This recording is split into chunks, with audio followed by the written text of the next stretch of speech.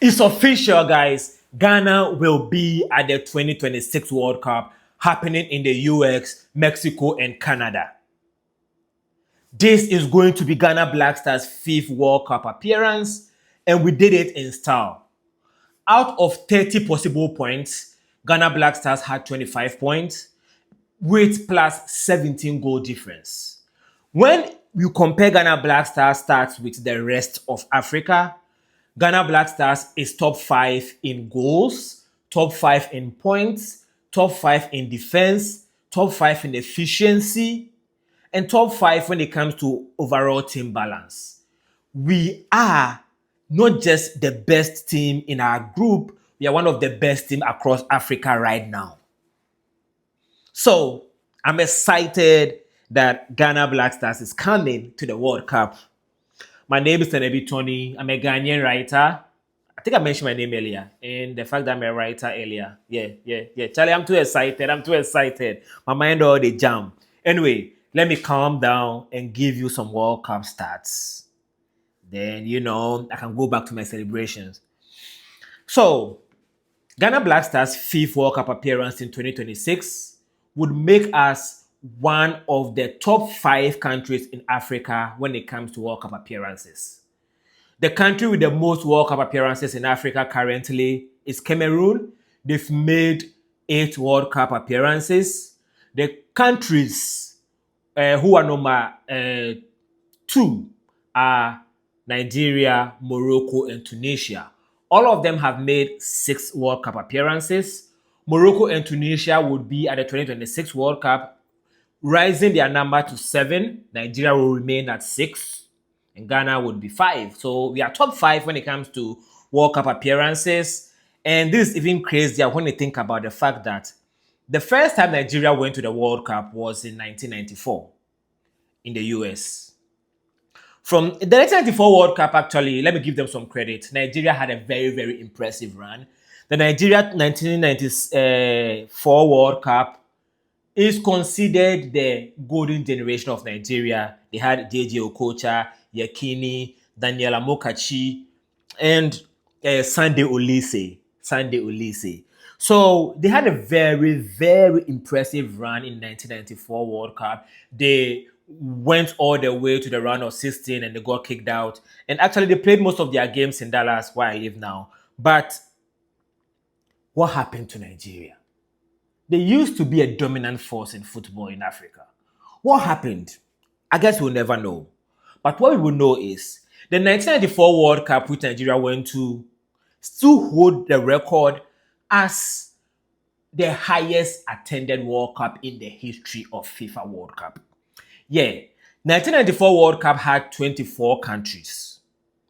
And out of the 24 countries, there were, I believe, 52 matches. And combined, they had 2.5 million fans attending, which means that each game had about 70,000 people.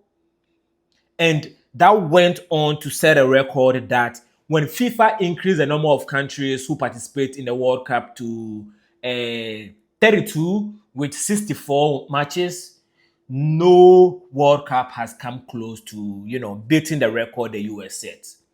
Which is crazy when you think about it, because in 1994, the US did not have a professional soccer league. The MLS, the major soccer league in the US, started in 1996.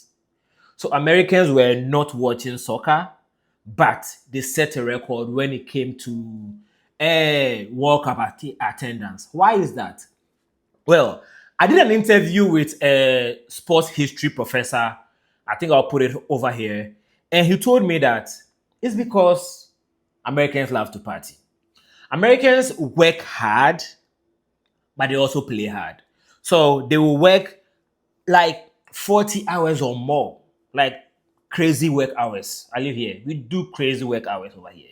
But they also know that to balance out the crazy work hours, they need to have fun. And the World Cup was a fun event for Americans. That meant that they get to drink in public. They love to drink. They get to make noise. Americans like to make crazy noise. Yeah. and they also get to participate in other people's cultures, which no matter what you hear on TV about immigration and racism in America, all those things are true. But when you are dealing with Americans individually, one of the things I like about Americans actually is the fact that they are always open to experiencing other cultures. So the World Cup was a good opportunity for them to experience so many different cultures, so much so that, Nigerian made so much presence in the 1994 World Cup that Texas, where I live, have one of the highest population of Nigerians. Everybody in Texas love Nigerians because of the 1994 World Cup, right? So when you make a good impression of yourself to Americans, they fall in love with you and they stay with you for life until you do something they don't like. And then, pow, pow. So the 1994 World Cup helped Nigeria a lot to make a presence in this country. I believe the 2026 World Cup would even do better for Ghana. I'll tell you why. Texas State is one of the highest Hispanic states in the world. Hispanics are Latinas and Latinos. Usually people from South America, Mexico, they are the people called Hispanics. And they have a huge Hispanic population here in Texas. And the crazy thing is, in America, most of the people who enjoy football or soccer are the Hispanic people. The immigrants, people from different countries, are the people who enjoy soccer in America. So most of the Latinas and Latinos I ran into, one of the first things they'll ask me when they hear that I'm from Ghana is, bro, 2010.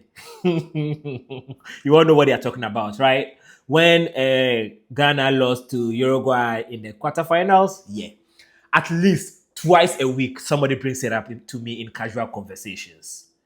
Because for most people in America, that is their memory of Ghana, how we dominated the 2010 World Cup to our unfortunate exit, right? And so the 2026 World Cup will be a chance to prove to the fans in the US that, yeah, 2010 wasn't a fluke. We are indeed a powerhouse when it comes to dominating soccer in Africa and the world. So that is one of the stats I wanted to share with you. Another stat I wanted to share with you is Estadio Azteca, the stadium in Mexico, would be the first stadium to host 3 different World Cups. Yeah. They hosted a 1970 World Cup, which is the first World Cup to be televised on satellite, the first World Cup to be televised on color television, 1970 World Cup. It happened in Mexico. I believe that was the World Cup Maradona's myth was created, or was no, the 1970 World Cup was Pele. That was the World Cup Pele dominated. And to date, everybody in the world think Pele is the greatest footballer of all time because everybody in the world saw him on color television. Yeah. So the 1970 World Cup, which happened in Mexico, was that one. And 2, I think for a long time, they were the biggest soccer stadium in the world. I believe that. I don't want to leave the page I am on right now. But what I'm trying to say is that don't knock out Mexico. It doesn't matter where Ghana will play. Mexico also have a very huge football culture. They are crazy about football in Mexico like we are in Ghana. I ran into a Mexican and he told me that his favorite footballer is Kudos because he likes the Tottenham Hotspurs. So Kudos, from what I understand, have a very huge fan base in Mexico. So even if Ghana doesn't get stationed in the US and we get stationed in Mexico, the fans in Mexico will be even crazier. And even Canada. Canada has the record as the highest attended female World Cup. Women's World Cup, the highest attended in the history of Women's World Cup, happened in Canada. So these 3 countries, Mexico, Canada, and the US, have so much record when it comes to the fever around soccer, even though you don't think of them when you think about football because they are not in Europe, right? But the culture around sports here is crazy. There are some college football, not soccer, American football. There are some college American football stadiums which have 100,000 seaters. Yeah, like I used to go to the University of Arkansas. They had 80,000 seater stadium, and they don't even win games like that. And stadiums are so huge in America because sports attendance culture is huge over here. And so this World Cup in 2026 is even going to be crazier in terms of attendance because sports culture has gotten even crazier here. So expect even crazier. Crazier. That's what I recorded this video to say. That the question I wanted to ask is America ready for Ghana? And the answer is yes. They've been preparing for this their whole life, bro. And so the 2026 World Cup is going to be one of the most exciting World Cup ever. And me personally, I'm predicting Ghana Black Stars would make it to at least the quarterfinals. But my real prediction in my heart is Ghana Black Stars is going to win the 2026 World Cup. Yeah, the way we dominated Africa in this run. Yeah. I said this run because I'm a superstitious person. I know that history repeats itself. The first time Ghana Black Stars didn't make it to AFCON was the AFCON Tunisia 2004. 2004, Ghana Black Stars failed to make it to AFCON for the first time in the history of our country. That was a crazy time. It led to a restructure of the entire football administration in Ghana. So much so that FIFA had to interfere. And FIFA telling Ghana government that don't interfere in the game anymore. Why? Because Kufuor kept changing the GFA president. I don't know if you remember this. It was around this time also that Ghana had a sports minister go to jail. Because early 2000 were a crazy time for us. Yeah. And so we didn't make it to the 2004 African Cup. The restructure happened, and then we made it to the 2006 African World Cup. We dominated the 2006 World Cup, lost to Brazil at the round of 16. So 2010 came around, and we know what we did in the 2010 World Cup, made it to the quarterfinals. And the good times started coming down in 2014 when we went to Brazil and had a disappointing performance. You know, anytime I talk to people in the US about soccer, I always bring up the fact that Ghana lost to the US in the 2014 World Cup in Brazil. And we had a congressional hearing because it doesn't make sense that Ghana will lose to the US in a World Cup match. And I remember sometimes my friends will ask me that, yo, are we that bad? And my answer is yes, you are that bad. By a congressional hearing, I meant parliamentary hearing. So 2014 was a bad time for Ghana.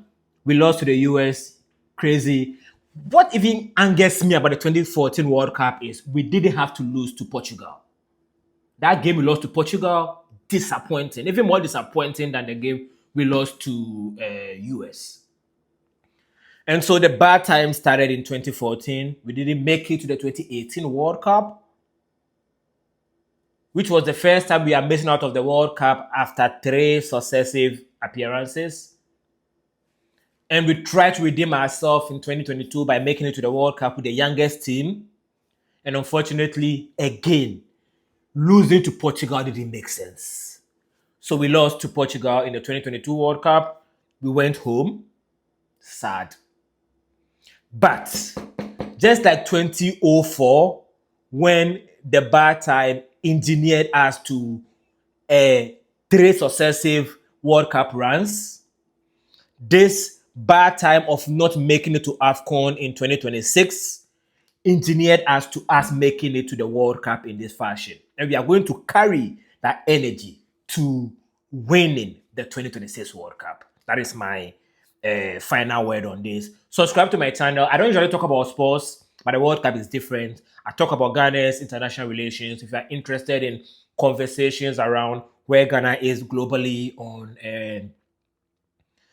economics, politics, trade, stuff like that, subscribe to the channel. I'll talk to you later and enjoy the party. I beg, we don't get club for Dallas, right? So if you the dream club, do am two, one for me, okay? If you're the drink club, where beginnings you the drink, one for me. If it be Coca-Cola where you the drink, one for me. Do two, one for me. If it be what be the name? Sobolo. I love Sobolo. Hey. Sometimes I drink Sobolo here, but it no be like authentic Ghana Sobolo. So if it be Sobolo you the drink five, four for me. So if you go drink three, do am seven, four for me. I beg, wow. Thank you.